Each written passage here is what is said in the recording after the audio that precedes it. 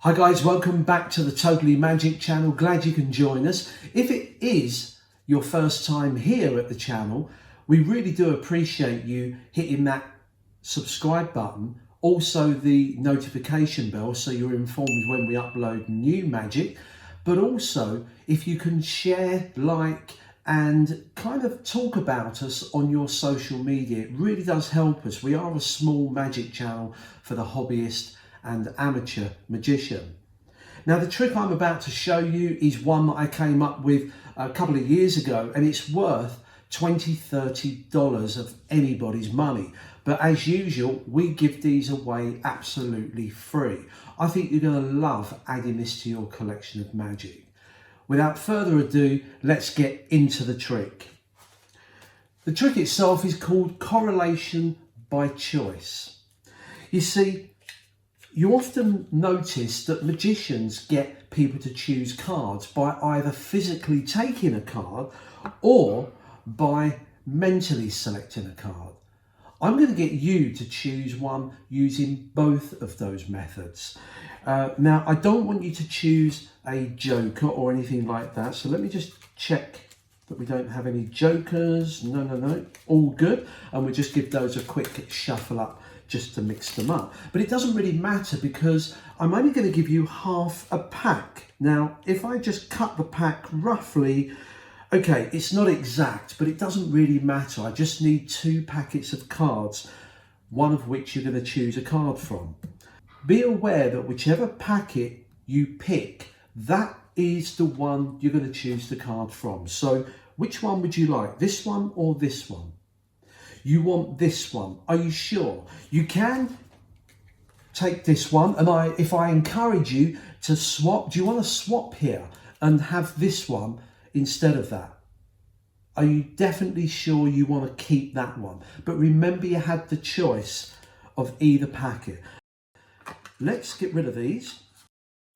The cards you've got, this is how I want you to make both a physical and mental selection, a choice of a playing card. If you take the cards, I want you to physically cut the pack several times.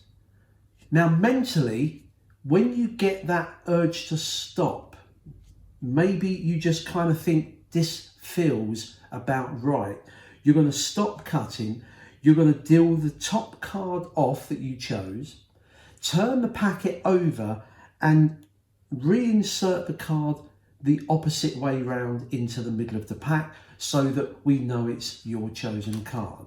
Is that okay? You're happy with that?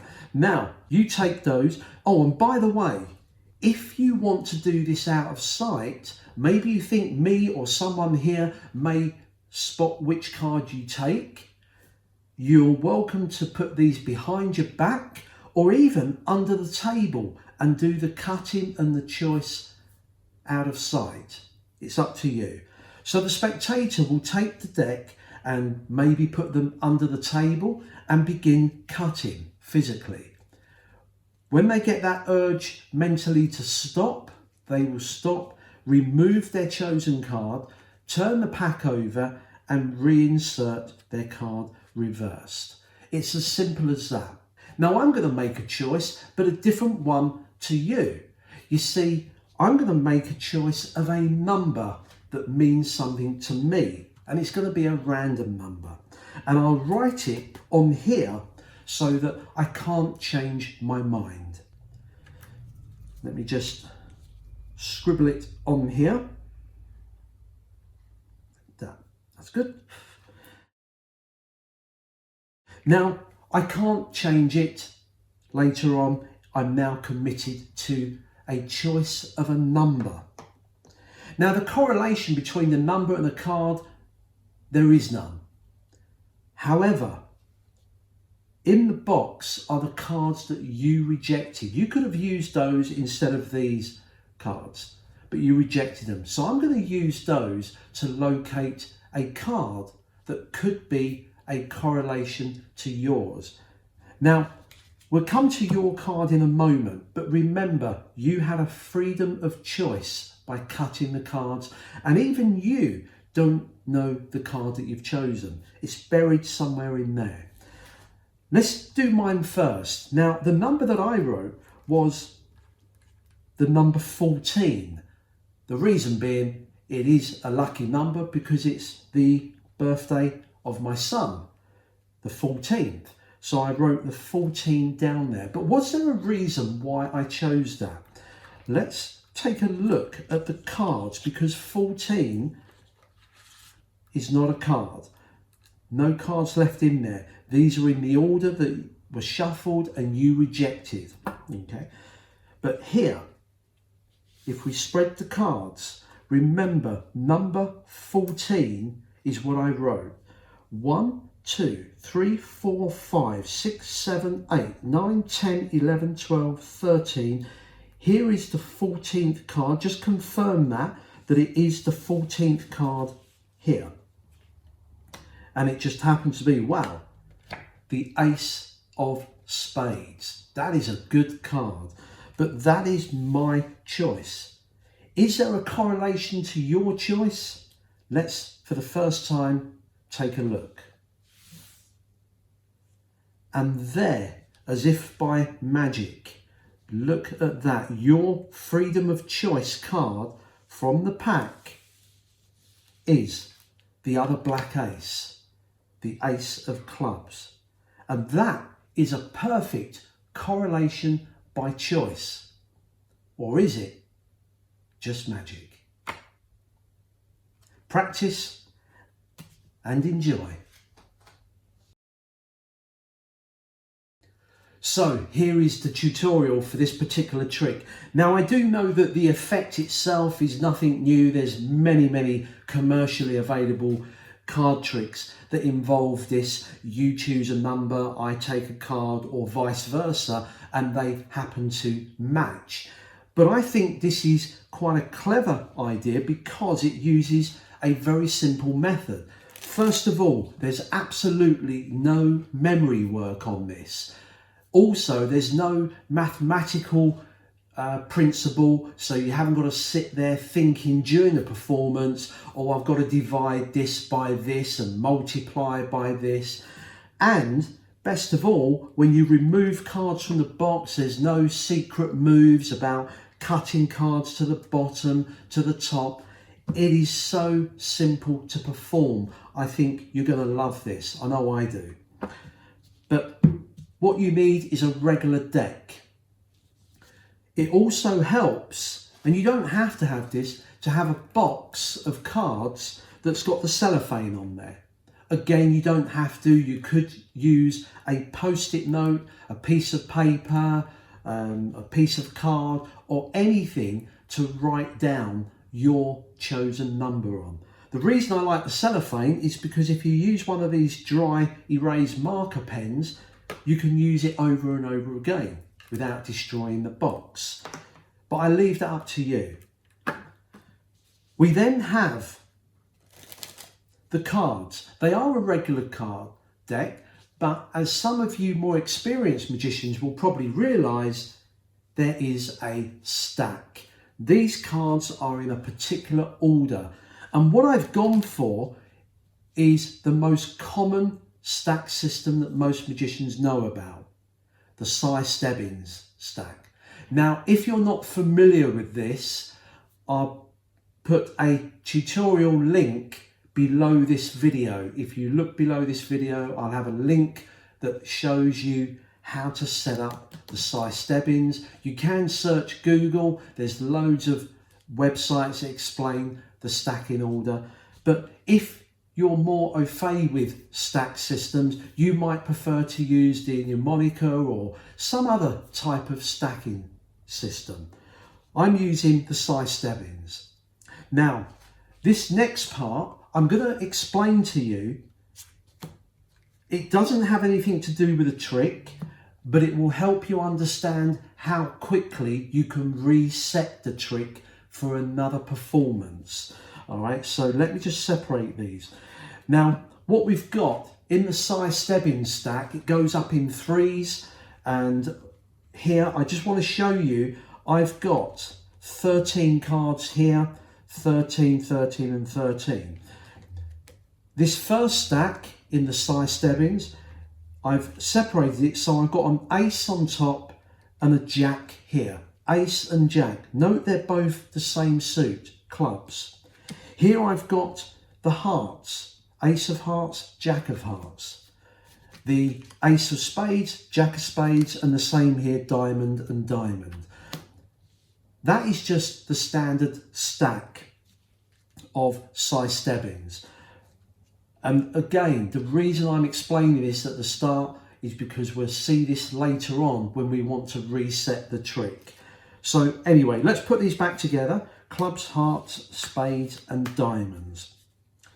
So just very briefly, I don't want to go in depth to this. The size Stebbins, it goes up in threes and the suits go in the regular chased order. Clubs, hearts, spades, diamonds.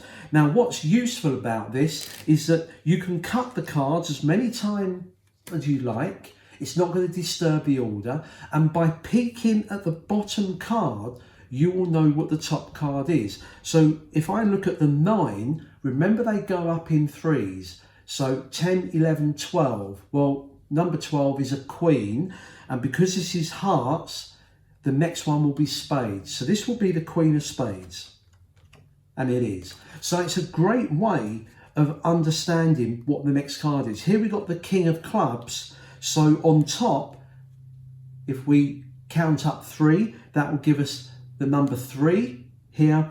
And because it's clubs, the next suit is hearts. So it's a 3 of hearts. And that's the principle behind this trick. So let's go through the performance. You remove the cards. Now try and avoid saying, here I have a regular deck of cards, 52 cards. I know we say it just to fill out the dead air sometimes because we've got nothing to say, but why wouldn't they be regular cards? Okay, the layperson doesn't know there's trick decks available, so why kind of bring that into play? They're a deck of cards, they know that. As to the number 52, well, do you really need to tell them that? And are they really bothered how many cards are in a pack? So just remove the cards, but I do want them to have a look at them, but not in a deliberate way of saying, look at these, they're normal. I make the excuse that I don't want you to pick a card that's a joker, and I go through, but I tilt them just so the audience can get a view of the faces. That way you're not making it obvious. You're just going through, they glance over, they see these array of different colours and values that tell them that they're just regular cards. So you go through on there. I then do a shuffle. Now, if you can do a false shuffle, a riffle shuffle, a faro shuffle, or overhand shuffle, then do that. Or you can just do a cut. Remember, by cutting the cards, some people do an overhand like this to shuffle the cards. I tend to just do this. But the bottom line is, don't disturb the order. So once you've got the cards done, you then are going to split the deck in half. Now this has to be exactly in half. However, you don't want the audience to realise that. You want it to make it seem more casual, that I'm going to cut roughly half. You don't want to say, I've got to cut exactly 26 cards. Hang on a minute. I get it. Because it seems too constrained that it must have something to do with the trick. If you just kind of say, I'm going to cut roughly half. Now, how do I know where half is? Well, I can see I've got a black 3 on the bottom. That means midway point is the other black 3. So I just, with my thumb, just flick down and I'm looking for the 3. There it is there. I flick down and I cut at this point. Now I make a point of saying, okay, it's not exact. So I'm doing this to confuse and say, okay, I take half the cards or about half. All right, that's not exact, but it doesn't really matter. By convincing them that it doesn't really matter, it doesn't matter if one packet has more than the other. But trust me, there's 26 in each. note the way I'm holding them in a very messy way.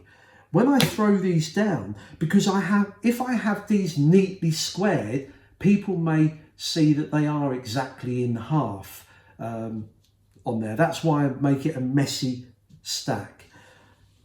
Now they get a choice of either packet, and trust me, it really is a free choice. Now you can pick up these and give them some false shuffles, or cut them, or get the spectator to cut them. The bottom line is that it doesn't matter if you cut these half of cards of either of those, but I leave that up to you. So once you've done that, again, keep them messy, push them towards them and say, which one would you like? But do reiterate that whichever one they pick is the one they're going to pick a card from. And the reason I say that, if you've got any other magicians in the audience, they're probably thinking you're doing a magician's choice here, but it's not. It is a free choice.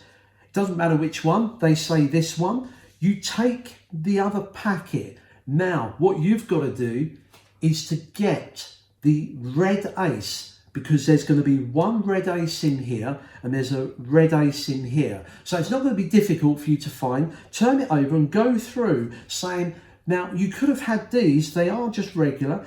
There's the ace there, the red ace. I'm going to casually separate and say, are you sure I can't convince you to have this packet? Are you sure? And really force this. Now, they have never ever, in the years of doing this, they have never accepted my offer of swapping it. But it doesn't matter. If they say yes, it's not a problem. Swap them. All you would do is say, so you've rejected these, and you do the same again. You cut the red ace to the top. Okay, so that really convinces them they get a free choice of either shuffled pack. You then take these cards and you put them in the box. This is all stacked ready with the ace cut to the top. Put them in there and just sling this down on the table like that. You then pick these up and you're going to demonstrate, just as I did in the routine, that you want to physically cut the cards like this, and whenever they get that mentalism of stopping because it feels right, they stop. Once they stop, you say to them, I want you to take off the card you stopped at, turn the pack over and insert this into the centre the opposite way round, reversed. That way we can't lose your choice of card. Take this out, put it back on top and give them the cards. Now, as they take the cards, you then say to them as an afterthought, hang on, if you believe that one of us may catch a glimpse of the card that you stop at, you can do this out of sight if you want, and give them the choice. You may want to do the choice under the table, behind your back, or turn around from me if you want. Now, the good thing about this is that they're going to do this, cut the cards.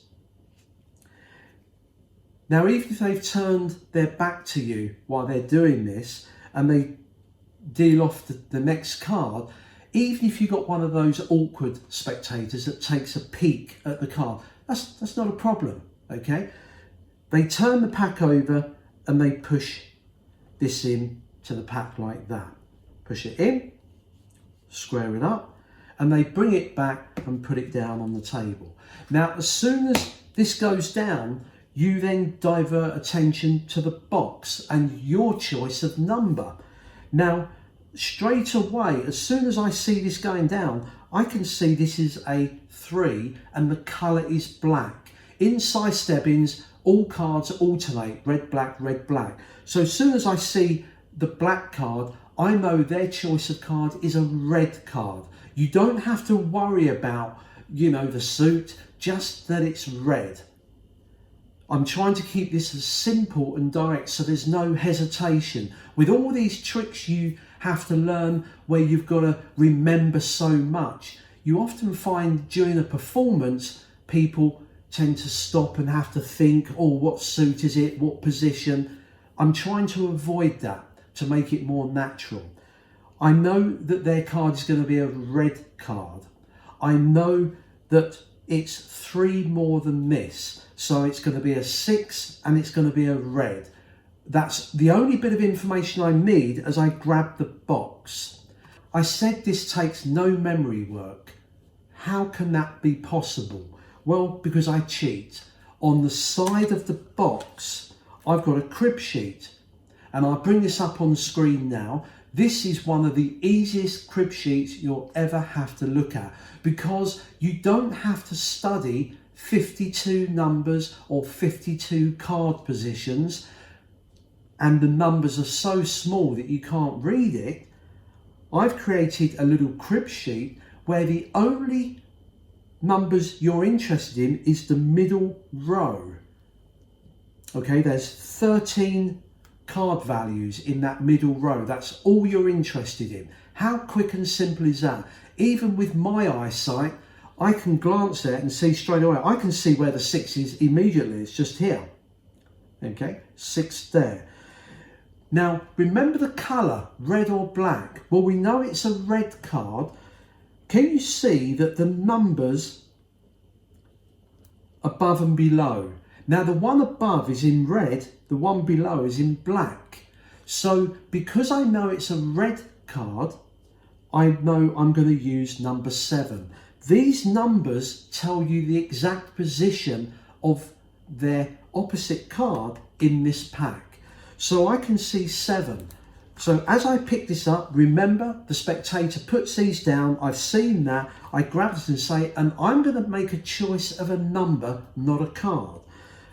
I'm going to write it on here so I don't forget. Now straight away, I know what I'm doing. I'm going to write a 7 on here, and then I just put this face down, and I talk about the fact that I've written it means that I can't change my mind over that. Now at this point, we want a bit of a break, and to do that, we recap on the impossibility of what's happened. We say to them, and I turn these over now, I say, you chose a card from a packet that you chose that's been shuffled, you cut them, and you picked a card. Now nobody here knows what you've picked, not even yourself. See how powerful that is. Then you turn to yourself and you say, and I've written down a special number for some reason that's meaningful to me. But there's no correlation between the number and the card. However, the number I wrote can be used to correlate with your card, because remember, you rejected some cards. You could have had this packet, but you chose to eliminate it. I then turn the box around to show the number 7. Now do this next bit really clean. Open this, tip them out to prove that you're not doing any secret moves, transferring cards from the top to the bottom or anything like that. This is in the order they went in. Drop the card casually. You've got nothing to hide. There is the 7. You spread the cards and you count from the top. 1, 2, 3, 4, 5, 6, 7. The 7th card. Now I split the pack here. Now you don't have to do this next move, but if you cut the cards at this point, it keeps them in stacked order. I then turn this over and say the red 6. I'll make a note of the colour, the red 6, the 6 of diamonds. Drop that on top like that. This is the big moment when you spread the cards and magically a red 6 appears. You say, look at that, a perfect correlation, the red 6. This pack is already in order. You can just square that up and drop this on top. You've got a perfect correlation of cards or magic. And that is it. Now, a couple of things to go over here. First of all, do not worry. Look, if I show you this, I've got a box of cards here. Yeah. Do you see the crib? No, I don't. It's there. it's color coded to kind of match the red and black ink of the box, and you're just casually, no one is expecting anything on there. Yeah? And if you always have it facing you, it's hidden away. If there's one thing that the spectators are curious about, is making sure you haven't left any cards behind. So make sure you show that. Again, the beauty of this, you can wipe this off for another performance, or as I said, you might have a business card that you wrote the number on and slip it in the box, or a post-it note or something like that. I think that is absolutely brilliant on there. That is the trick. So how do we reset? Here's my method of resetting. Remember at the start of this tutorial, I separated them into 4 packets of 13 cards. I'm going to mimic that again. So I pick up these cards and cut the red ace, oh sorry, not the red ace, any ace to the top, like that. If you now spread through the cards, you can separate those packets again. Do the same with this one, cut at the any ace to the top, and then spread through, so you've got those 4 packets like I showed you earlier, with an ace and a jack at either end. Now can you see this one is perfect? Ace of spades, jack of spades. Nothing wrong with that stack. Clubs and clubs, nothing wrong there. But look at this one. It's got an ace of hearts, but it's got the jack of diamonds. And this one's got the opposite. So you know that some of these cards should be over here and these over here. It's very simple. As you go through, remember the running order of the suit. Clubs, hearts, spades, diamonds. If I look here, hearts, spades, diamonds. Clubs, hearts, spades, diamonds. Right here, it's not a diamond. It should be a 6 of diamonds that follows a 3 of spades. So I know that this block here belongs over here. And if I go through here and cut at the red 6 here, I can just drop those on there, drop these on here. We can stack them up. There's the clubs, there's the hearts, there's the spades, and there's the diamonds. Hopefully for those of you that know the Cy Stebbins stack, you will understand what I'm talking about there. But it's a great trick. I think this is going to be one you're going to add. I hope you enjoyed that. Please leave your comments below if you think you can improve it. Put your suggestions below to help out other amateur and hobbyist magicians that watch this channel. Anyway, take care, look after yourselves, and I'll see you on the next great video. And don't forget, in the link in the description and at the end of this video, there'll be a link to the Cy Stebbins stack. See you soon.